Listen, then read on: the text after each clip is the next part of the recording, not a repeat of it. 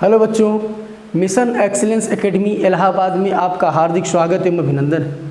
मैं राजेश कुमार शर्मा आपको फिर से जो हम लोग वेक्टर एनालिसिस पढ़ रहे थे उसका आज लास्ट पार्ट न्यूमेरिकल चलेगा। बहुत ही इम्पॉर्टेंट न्यूमेरिकल है, तो यार कम से कम न्यूमेरिकल करते समय इतना तो कर दिया करो कि कुछ हम लोग को भी एनर्जी मिलती रहे।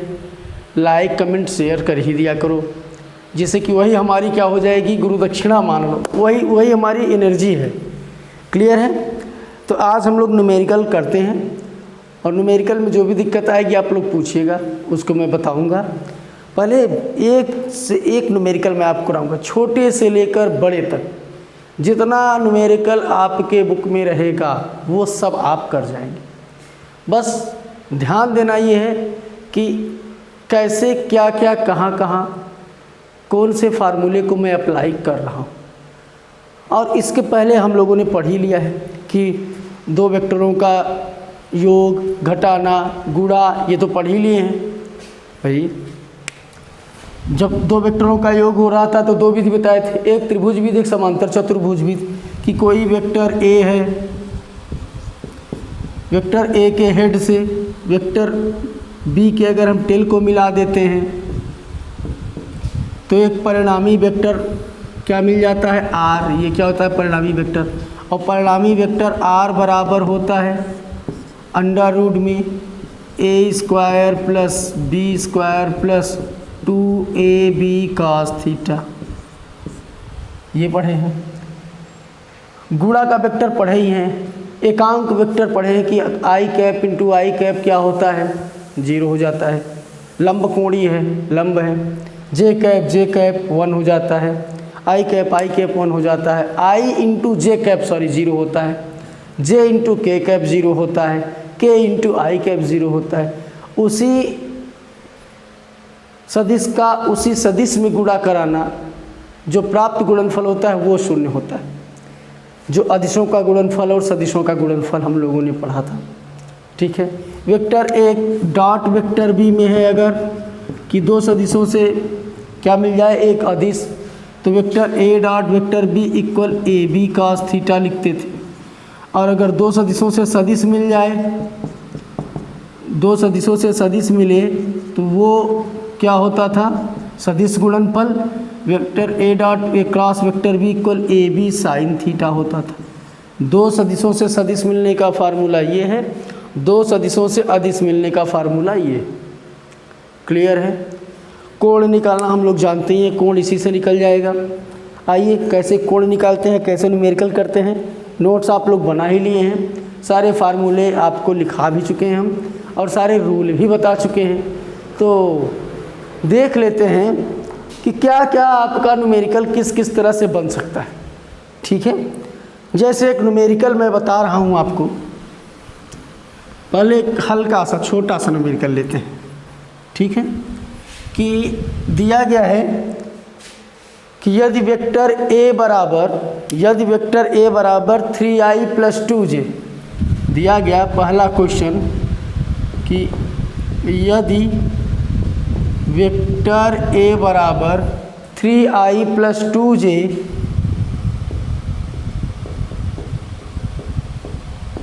वेक्टर इक्वल 3i + 2j तथा वेक्टर बी बराबर vector b equal i - 2j + 3 की, i - 2j + 3 के कैप लगा देंगे है। तो क्या क्या ज्ञात करना है हमको, vector a mod of, mod जानते हैं ना, mod vector a plus vector b व vector a minus vector b. यदि vector a equal 3i + 2j तथा vector b equal i - 2j + 3 के है तो वेक्टर ए प्लस बी व वेक्टर ए माइनस बी का मान ज्ञात करो।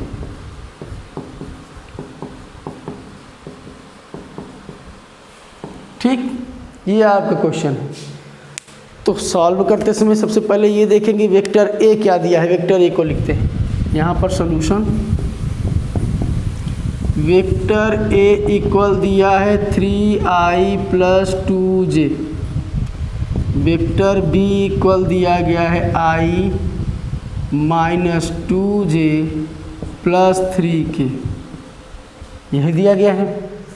तो अब हम निकाल लेते हैं इसका vector a plus vector b क्या होगा। तो vector a plus vector b equal, जोड़ दो, वेक्टर ए और वेक्टर बी को जोड़ना है। तो 3 यहाँ पर, 1 यहाँ पर, 3 और 1 4, तो ये हो गया 4i। 2j क्या हो जाएगा, कैंसिल हो जाएगा, बचा क्या, प्लस 3k बच गया, तो 3k। तो vector a plus vector b की जो वैल्यू आई वो आई क्या, 4i प्लस 3k। इसको और इसको दोनों को हम लोग क्या किया, जोड़ दिया, 3 और 1 4, 2 और 2 कैंसिल हो गया, 3k बच गया, 3k लिख दिए। अब मॉड हमको फाइंड करना है, परिमाण फाइंड करना है।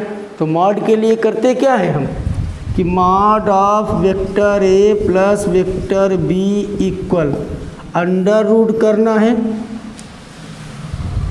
जो कॉफिशिएंट i का है और जो कॉफिशिएंट k का है या जो कॉफिशिएंट j का है सबका वर्ग करके हम जोड़ देते हैं परिमाण को। जैसे वेक्टर ए का परिमाण 4b का 3i, इस तरह से जोड़ेंगे।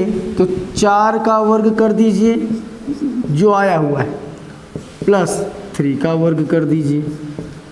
4 का वर्ग करेंगे, 4 चौक 16, 3 त्रिक का 9, 16 और 9 25, 25 का वर्गमूल 5। तो vector a plus vector b की वैल्यू क्या मिल गई हमको, mod of vector a plus vector b equal 5। Mod of vector a plus vector b equal क्या मिल गया, 5 मिल गया। जो भी एकांक वेक्टर हैं उनको हम अंडर रूट में लिख कर वर्ग कर देते हैं, तो उसका मॉड निकल जाता है। अगर मॉड है, अगर यहाँ अब भाई जे क्यों नहीं लिए, क्योंकि जे तो 0 हो चुका था ना भाई, 4i plus 0j plus 3k, तो 0 से कोई मतलब ही नहीं था। जैसे इसी का हम एक और देख लेते हैं कि a माइनस बी कहा, तो a minus b, vector a minus vector b पहले फाइंड करते हैं। अब घटाना है, a में से b को घटा देना है, तो 3 में से 1 को घटा दीजिए, तो क्या हो जाएगा 2i। घटाने पर चिन्ह बदलता है, जानते ही हैं। ये माइनस है तो क्या हो जाएगा, प्लस 2 और 2 4j, घटाना तो जानते हैं ना, घटा लीजिएगा। अब यहाँ क्या बचा, 3 के यहाँ तो है नहीं, तो माइनस हो जाएगा ना, ये क्या हो जाएगा, ये माइनस 3k भाई। 2i तो 3 में से 1 घट गया, घटाने पर क्या होता है, चिन्ह बदलता है। 3i प्लस 2j, माइनस लगाएंगे, ब्रैकेट बनाएंगे, ये लिखेंगे, तो ये माइनस, ये प्लस, ये माइनस, तो क्या हो जाएगा, ये माइनस 3k। घटा दिए, इसमें a में से b को हमने घटाया है, तो ये मिला। अब इसका मॉड निकालेंगे, तो वही मॉड निकालने के लिए vector a minus vector b equal, अब करना क्या है, जो भी ये i के j के k के गुणांक हैं इन सब के वर्ग को करके हम जोड़ देते हैं। जो निकलता है उत्तर वह उसका क्या हो जाता है, mod of vector a minus b या mod of vector a plus b का परिमाण। तो 2 का स्क्वायर प्लस 4 का स्क्वायर प्लस 3 था माइनस में, तो माइनस 3 का स्क्वायर। 2 का स्क्वायर करेंगे 4, 4 चौक 16, 3 त्रिक का 9, 16 9 25, 4 29। अंडर रूट में क्या मिल गया हमको, 29। अंडर रूट में 29 यूनिट या मात्रक यहाँ लिखिएगा, यहाँ भी मात्रक लिख दीजिएगा। आई बात समझ में। घटा के फिर उसका परिमाणी वेक्टर निकाल देते हैं। क्लियर है, नोट कर लीजिएगा। आइए दूसरा देखते हैं, थोड़ा सा इससे एडवांस, थोड़ा सा एडवांस।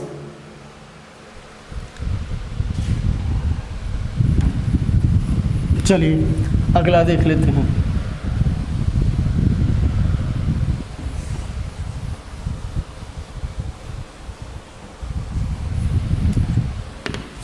न्यूमेरिकल खूब करो, न्यूमेरिकल जितना ही करोगे उतना ही बढ़िया रहेगा आप लोगों के लिए। और जितना न्यूमेरिकल मैं कराऊँ उस टाइप की न्यूमेरिकल अपनी बुक से भी करो। जो ना समझ में आए उसको पूछो, ठीक है।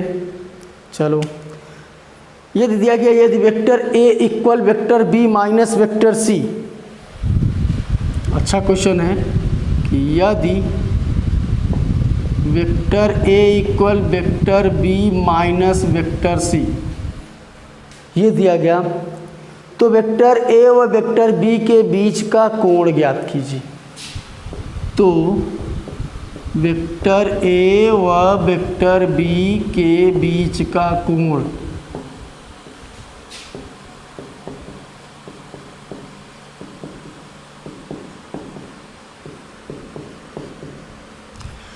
वेक्टर ए बराबर vector b minus vector c हो तो वेक्टर ए व वेक्टर बी के बीच का हमको क्या ज्ञात करना है? कोण ज्ञात करना है।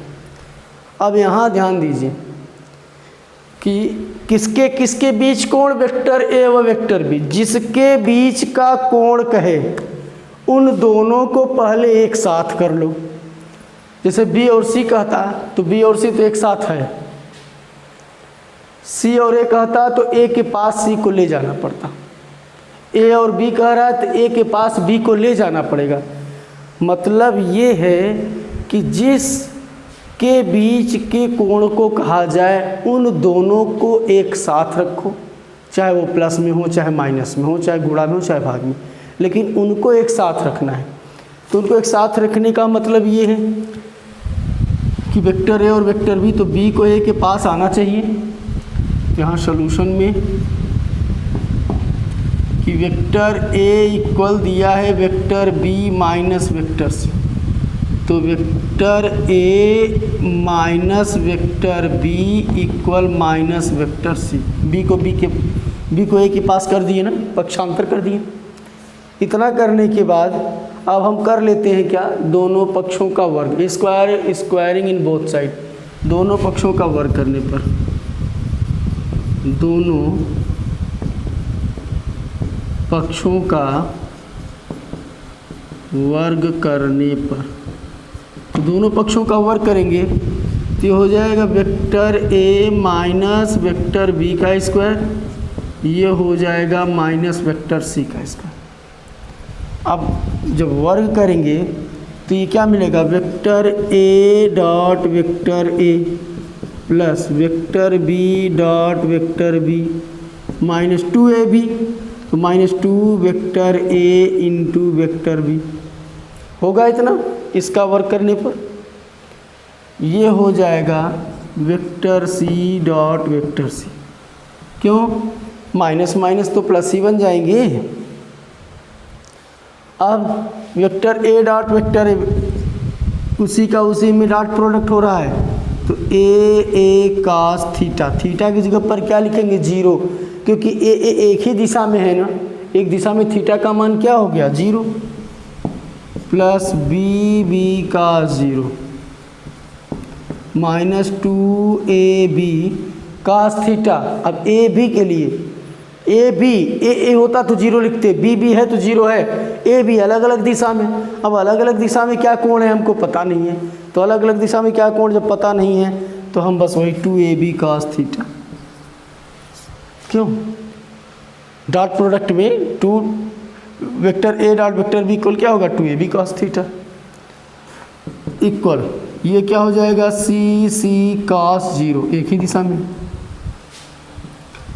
तो ये तो बन गया cos 0 का मान एक ए स्क्वायर प्लस cos 0 का मान एक b square minus 2ab cos theta equal ये सी स्क्वायर। cos 0 का मान एक क्लियर हो रहा है। हमको ज्ञात क्या करना है? ए व बी के बीच का कोण थीटा ज्ञात करना है। क्यों? थीटा ही ज्ञात करना था ना, तो चलो ज्ञात कर लेते हैं। हम कर देते हैं क्या कि ये ए स्क्वायर प्लस बी स्क्वायर सी स्क्वायर किधर ले आओ? माइनस सी स्क्वायर, इसको पक्षांतर कर दो 2ab cos थीटा। या अगर हम cos थीटा को बचा लें तो हो जाएगा a square plus b square minus c square upon 2ab होगा। 2ab नीचे चला जाएगा इसके, तो थीटा बराबर क्या हो जाएगा, थीटा बराबर cos inverse a square plus b square minus c square upon 2ab। यही आपका क्या हो जाएगा, ए और बी के बीच का कोण हो जाएगा। बी और सी कहता तो साथ ही साथ था, प्रोसेस यही रहेंगे। क्लियर है। आप यहाँ डायरेक्ट भी लिख सकते थे कि a square plus b square minus 2ab cos theta, इसको, या a square plus b square minus 2 vector a dot vector b. Vector a dot vector b को जब हटाते तो क्या मिलता है, 2ab कास थीटा मिलता। ये वेक्टर ए है, ये वेक्टर बी है, इनके बीच का कोण थीटा है। क्या थीटा है पता नहीं, क्या कोण है पता नहीं, लेकिन अगर ये वेक्टर ए एक साथ है, एक ही दिशा में है, तो एक ही दिशा में है तो समांतर के लिए क्या होगा, 0 हो जाएगा ना वो। क्लियर है। चलिए आगे देखते हैं अगला सवाल, नोट कर लीजिएगा इसको।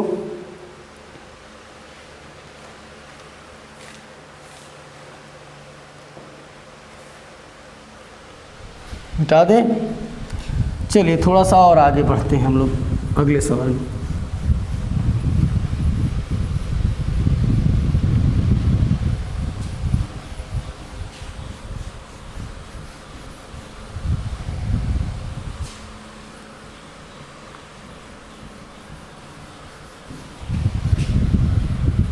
चलो बेटा देखो सवाल,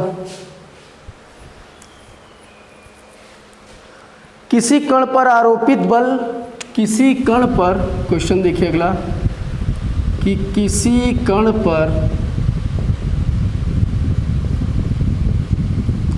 आरोपित बल, बल को काहे से प्रदर्शित करते हैं, F से। किसी कण पर आरोपित बल F equal 3i plus 4j minus 5k Newton है। बल का मात्रक न्यूटन, ठीक है। तथा कण में विस्थापन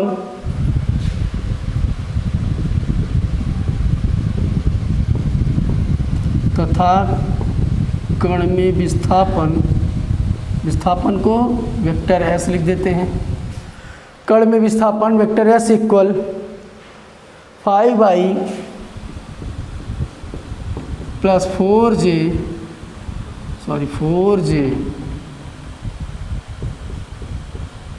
प्लस 3k मीटर है,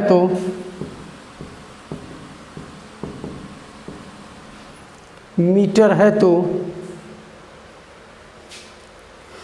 ज्ञात कीजिए, मीटर है तो ज्ञात कीजिए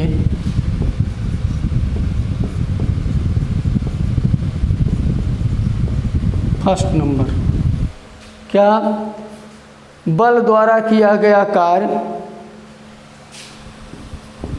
बल द्वारा किया गया कार्य, और दूसरा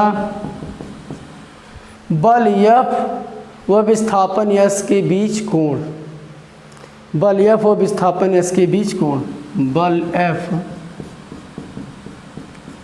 व विस्थापन S के बीच कोण,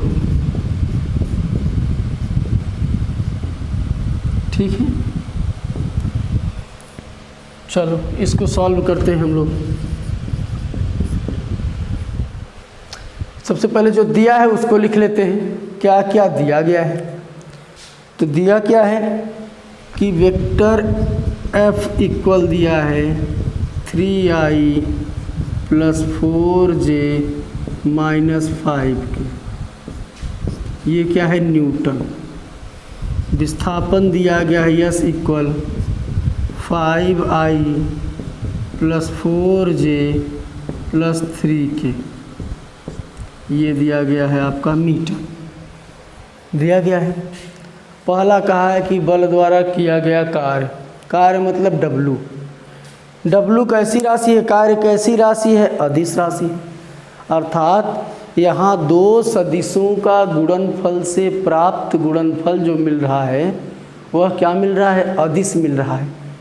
क्लियर हो रहा है कि W बराबर हमको पूछ रहा है, हम जानते हैं कि W equal F into S, W equal F into S, यही होता है।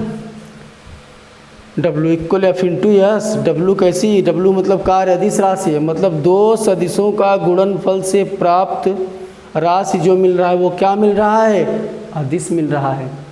तो ये डॉट प्रोडक्ट हो गया ना, क्यों डॉट प्रोडक्ट ही है। तो पहले वैल्यू रख देते हैं F और S की, फिर गुणा कराते हैं। तो W इक्वल F क्या मिला है हमको, 3i plus 4j minus 5k into 5i, yes 5i plus 4j plus 3k। अब बताइए, जब ये डॉट प्रोडक्ट है तो डॉट प्रोडक्ट में क्या हम पढ़े थे कि किसी सदिश का उसी सदिश में गुणा कराने पर हमको एकांक वेक्टर मतलब लंब मिल जाता है, अर्थात एक मिलता है ना। i dot i equal 1, j dot j equal 1, k dot k equal 1। क्यों, जबकि i dot j equal 0, j dot k equal 0, k dot i equal 0, ये 0 मिल जाते थे। लेकिन उसी सदिश का उसी सदिश में गुणा कराने पर हमको प्राप्त गुणनफल 1 प्राप्त होता था। लंब कोणीय एकांक वेक्टरों में आप देख लीजिएगा यही बताया गया था। कब, जब दो वेक्टरों का परिणामी वेक्टर अदिश हो जाए, जब दो वेक्टरों का एक साथ गुणा कराया जाए और उनके गुणनफल से प्राप्त राशि क्या हो जाए, अदिश हो जाए, तो वह डॉट प्रोडक्ट अदिश गुणनफल कहलाता है। तो ये अदिश में ही तो आ रहा है, तो इसलिए हम केवल उन्हीं को लेंगे एकांक को, 3i और 5i। तो 3 5 जा 15, i 1 होता है, प्लस 4 4 जा 16, j 1 होता है, माइनस 5 3 जा 15, k 1 होता है। ये काट दो, 16 क्या मिल गया हमको, जूल, कार्य का मात्रक जूल। तो W बराबर मिल गया 16 जूल। ये तो पहला हमने फाइंड किया। दूसरा क्या है, बल F व विस्थापन S के बीच संबंध। ठीक है, तो दूसरे के लिए हम जानते हैं कि W इक्वल होता है vector F dot vector S, या W इक्वल लिख सकते हैं FS cos थीटा। क्यों, कोण ज्ञात करना था ना दूसरे में, थीटा ही तो ज्ञात करना है। थीटा के लिए क्या हो जाएगा, FS cos थीटा, क्योंकि ये कौन सा प्रोडक्ट है, डॉट प्रोडक्ट है, क्रॉस प्रोडक्ट तो नहीं। क्रॉस होता तो साइन होता, तब यहाँ भी सदिश होता, लेकिन कार्य कैसी राशि है, अदिश राशि है। तो W equal FS cos theta, W की वैल्यू मिल चुकी है कितना, 16 joule, 16। FS cos theta, F की वैल्यू रखो और S की वैल्यू रखो। F और S की वैल्यू कैसे रखते हैं, F जब हम इसका परिमाण निकालते हैं तो F के लिए उनके एकांक वेक्टरों के गुणांकों का वर्ग कर देते हैं, वर्गमूल करते हैं ना। 3 का स्क्वायर करेंगे F के लिए, F का पहला 3 का स्क्वायर 9, 4 का स्क्वायर 16, प्लस 5 का स्क्वायर 25 इंटू, अब S वाले का करेंगे, S 5 5 जा 25, फिर क्या है 4 4 जा 16, 3 3 जा 9, ये cos थीटा आपका रहेगा ही रहेगा। 16 इक्वल 16 9 25 और 25 50 इंटू 16 9 25 और 25 50 cos थीटा। जब 2 बार 50 मिल चुका है अंडर रूट में तो क्या हो जाएगा 16 इक्वल 50 cos थीटा ना। जब 2 बार करेंगे तो 1 बार बाहर हो जाएगा वो। या cos थीटा इक्वल 16 बटे क्या हो जाएगा 50। काट दो इसको, 2 8 16, 2 25 हम 50। तो थीटा बराबर क्या मिल गया cos इनवर्स 8 बटे 25। ये आ गया आपका यफ और यस के बीच का कोण cos इनवर्स 8 बटे 25। क्लियर हो रहा है? इसको नोट कर लीजिए आप लोग, ठीक है? इसको नोट कर लीजिएगा। नोट करने के बाद में फिर देखते हैं अगला।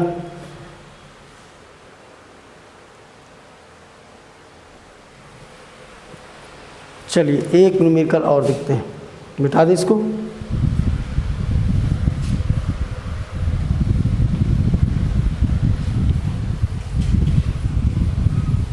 नोट कर लिए हो तो लिखिए सवाल। बोले बोला जाए? लगाओ, खूब सवाल लगाओ तुम लोग, पढ़ लिख लो सही से। देख रहे हो कि क्या स्थितियां हो गई हैं इस समय, क्या महामारी से सब लोग जूझ रहे हैं।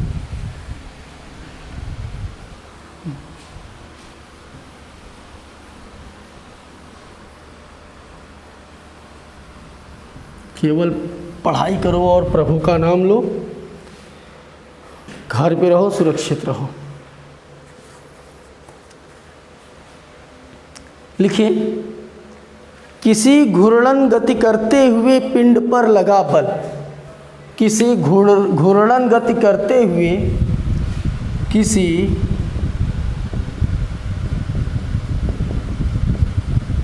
घूर्णन गति करते हुए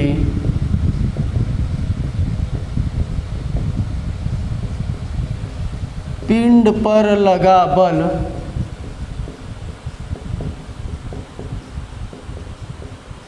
बल को कैसे प्रदर्शित करते हैं? F से। F बराबर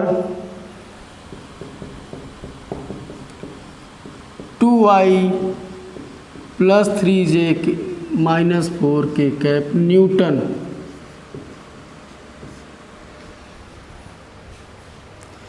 तथा स्थिर वेक्टर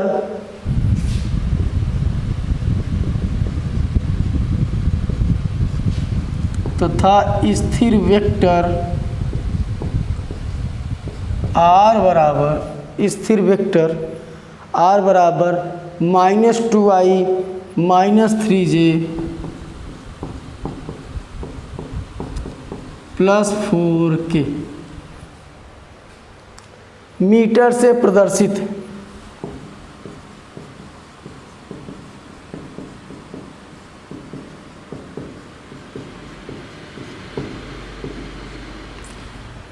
मीटर से प्रदर्शित है तो पिंड पर कार्यरत बल आघूर्ण का मान बताओ।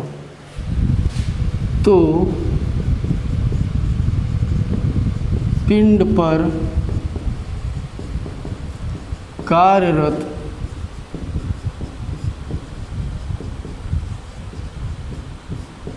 बल आघूर्ण का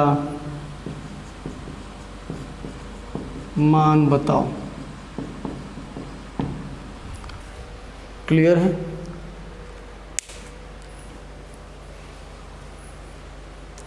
बल आघूर्ण क्या है? बल आघूर्ण कि किसी अक्ष के परितः जिस बल से उस वस्तु को हम उसके चारों ओर घुमाते हैं, वही हमारा क्या होता है? बल आघूर्ण होता है। कि किसी अक्ष के परितः उसके चारों ओर घूमने की प्रवृत्ति ही बल आघूर्ण कहलाती है। इसे टार्क, ग्रीक भाषा में टार्क या टाउ बोलते हैं। ताऊ नहीं, टाउ। इसे टाउ से प्रदर्शित करते हैं। टाउ इक्वल होता है बल गुणे बल की क्रिया रेखा से लंबवत दूरी। यह एक सदिश राशि है। टाउ जो होती है वो कैसी राशि होती है? सदिश राशि होती है। इसलिए दो सदिश दिया गया है और दोनों सदिश से हमको एक सदिश और मिल रहा है, अर्थात ये सदिशों का गुणनफल है कि जब दो सदिशों का गुणनफल किया जाए तो उससे प्राप्त जो गुणनफल आएगी, जो राशि आएगी, वो हमारा सदिश हो जाए, वही तो सदिश गुणनफल कहलाता था। अर्थात ये क्रॉस प्रोडक्ट को डिनोट कर रहा है कि दो सदिशों का गुणा करने पर भी हमको सदिश मिल रहा है। तो क्या है, ये क्रॉस प्रोडक्ट है। क्लियर हुआ? तो क्रॉस प्रोडक्ट के लिए ध्यान दीजिएगा कि क्रॉस प्रोडक्ट के लिए आई आई जे जे के ये क्या होते हैं, आई आई जब मिल जाएगा तो क्या हो जाएगा, जे जे जब मिल जाएगा तो क्या हो जाएगा, ये शून्य हो जाएंगे। और आई जे आई क्रॉस जे करेंगे तो के मिलेगा, क्यों, आई क्रॉस जे करेंगे तो के, फिर जे क्रॉस के करेंगे तो आई, और फिर के क्रॉस आई करेंगे तो जे। ये रूल मैंने लिखवाया है, देख लीजिएगा। हालांकि इसकी ज़रूरत नहीं पड़ेगी, मैं आपको जो सारणिक विधि था उससे मैं समझा रहा हूँ। कुछ लोगों को सारणी विधि उस बार समझ में नहीं आई थी, तो आज समझ लेंगे वो, ठीक है। तो पहले जो दिया गया है कि वेक्टर एफ, सॉल्यूशन करते हैं हम, कि वेक्टर एफ इक्वल दिया गया है 2i + 3j - 4, ये क्या है, न्यूटन। और r क्या दिया है, -2i - 3j + 4, ये दिया गया है मीटर में। तो ये दिखाना है टाउ या टार्क, टी को थोड़ा सा उसकी टांग को तोड़ दो, ठीक है, तो ये टार्क बन जाता है बल आघूर्ण। हम जानते हैं कि टार्क पूछ रहा है, टार्क बराबर होता है F × R, बल गुणे बल की क्रिया रेखा से लंबवत दूरी। लंबवत की बात कर दिया गया। हम जानते हैं कि टाउ इक्वल होता है F × R या F क्रॉस R, और F क्रॉस R का हम बना देते हैं सारणी। सारणी जब बनाएंगे तो क्या होगा,